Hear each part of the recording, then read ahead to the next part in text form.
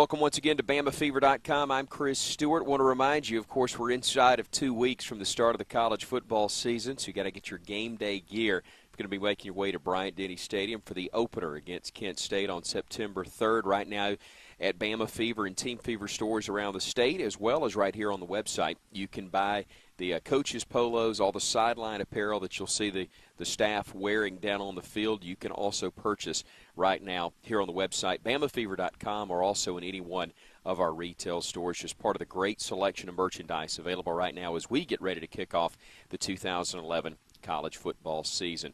Let's talk a little bit about Nick Saban's squad. As again, we're inside 2 weeks. No starter has been named. No starter likely to be named at all.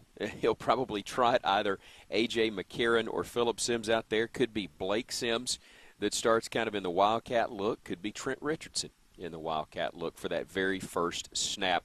But when it comes to the majority of the snaps, I don't think you're going to have a clear-cut number one at quarterback until we get a few weeks into the season. Now, I know a lot of times that's perceived as a problem.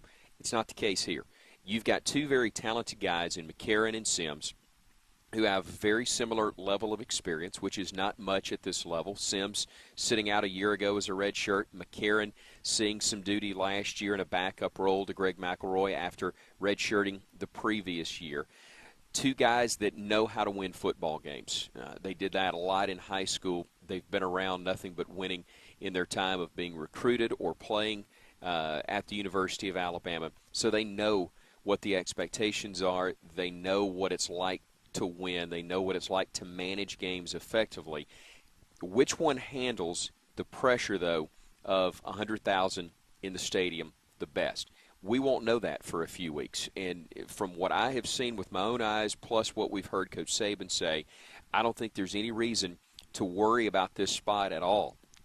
It will play itself out who is the number one guy, either McCarron or Sims. So I think it's going to be fun to watch, but I don't think there's anything to worry about in terms of who will be that guy, because whoever it is going to do, I think, a very good job in the quarterback role. They've got tremendous weapons to work with, obviously with Richardson heading up a backfield that maybe is not as quite as deep as it was coming out of spring ball, but still has great talent and has very good numbers there. You've got a receiving corps that certainly is missing Julio Jones, but even though it will be without Darius Hanks for the first 2 weeks of the season, still has a lot of weapons. I think a guy you need to look for, too, actually, Michael Williams and Chris Smelly. Brad Smelly, actually, Chris, the older brother of Brad, who's one of the tight ends for the Crimson Tide, but Michael, the other one, who's on the John Mackey Award watch list. Good, solid receivers with good hands, and especially in the case of Williams, a big target. So as these guys, especially in their first couple of weeks, trying to maybe work through the jitters, checking down a little bit, looking for a big target, Michael Williams certainly fits that description, and I think he's going to be a big weapon early on and throughout the course of the season.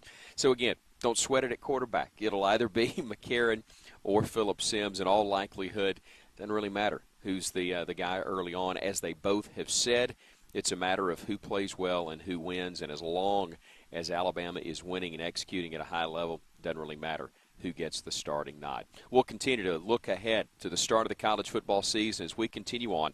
I'm Chris Stewart for BamaFever.com.